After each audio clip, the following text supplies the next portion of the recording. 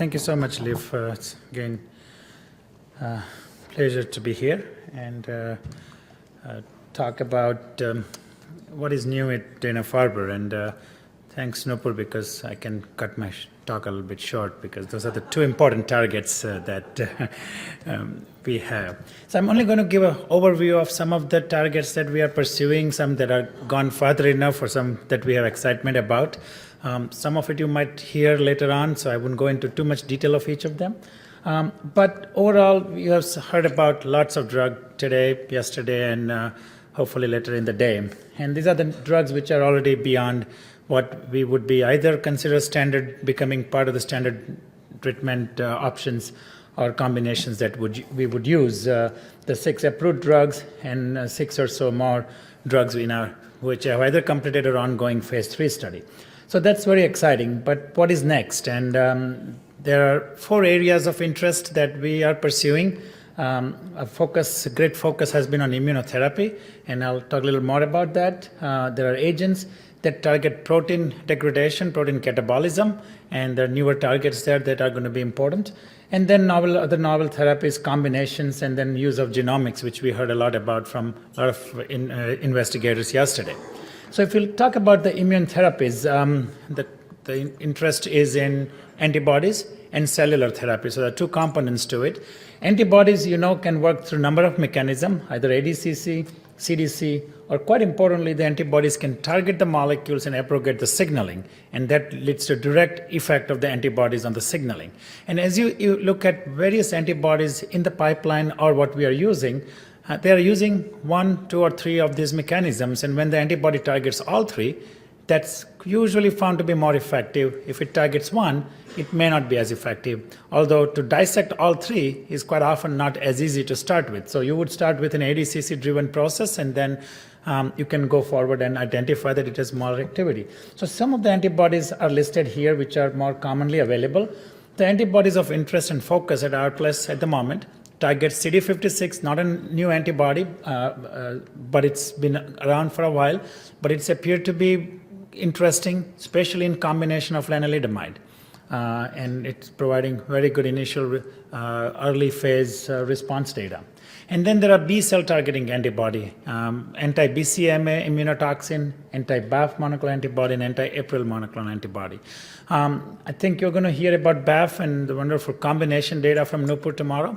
But BCMA and APRIL are not yet in the clinic, but are quite exciting. And I'll show one slide on BCMA, how effective it is to start with. It's an immunotoxin, so it allows the local targeting of myeloma cells with action of the MMF molecule, the auristatin molecule in the myeloma cells.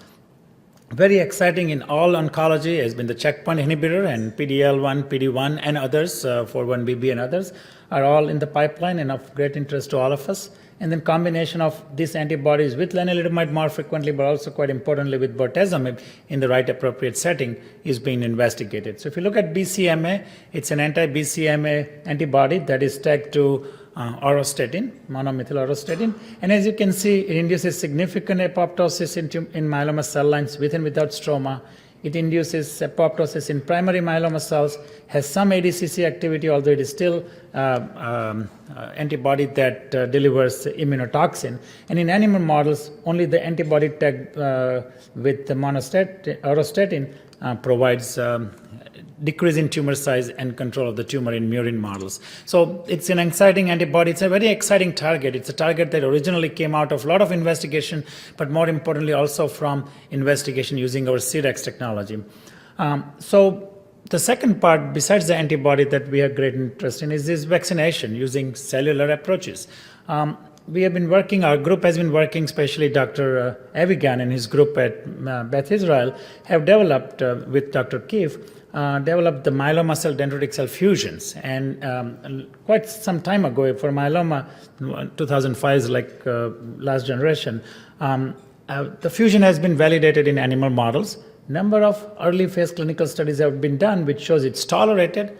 One concern about autoimmunity is not observed, so it's a safe molecule. It induces immune responses, and using CREX, we have been able to identify that when you vaccinate patients, there are specific antibody response is triggered against specific targets. One of the target actually using Cerex in old days was BCMA, which is not a great surprise. And then initial studies, there was some disease stabilization. So the next phase, more recent study that has just been completed is to vaccinate patients in regards to post-transplant phase. So the vaccine is generated, stem cells are collected a little bit later on, but the vaccine is generated first.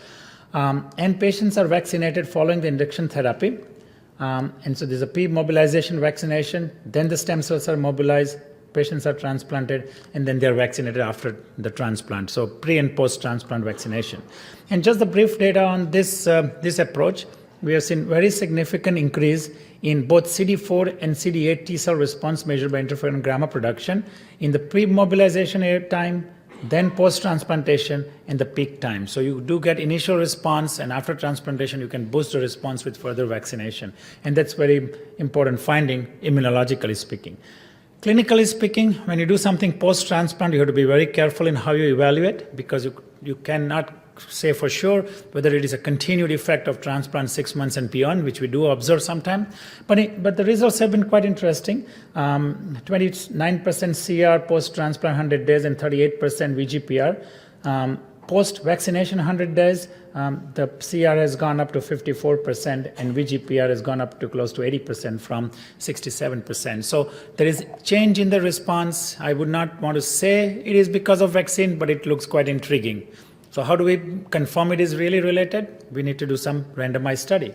So while planning for randomized study, our in vitro data suggested that lenalidomide enhances the CTL response to dendritic cells and myeloma cell fusions.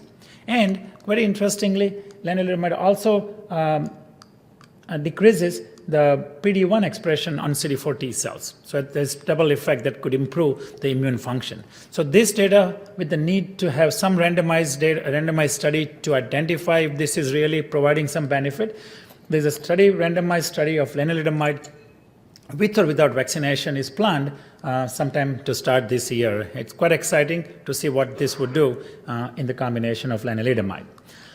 And then there's the checkpoint inhibitors. As you know, PD-L1 is expressed by myeloma cells.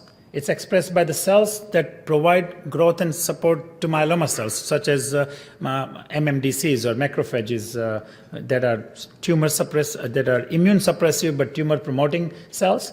They're also expressed by dendritic cells. So these are all express PD-L1, and the T cells express PD-1, leading to immune suppression. So PD-L1, PD-1 binding leads to immunosuppression. You can see significant PD-L1 expression in the tumor cells. And so it is quite important, as in many other malignancy, that we try and understand what do inhibiting this target do. So we have very early experience with anti-PD-1 antibody. It needs to be expanded with more active and other antibodies.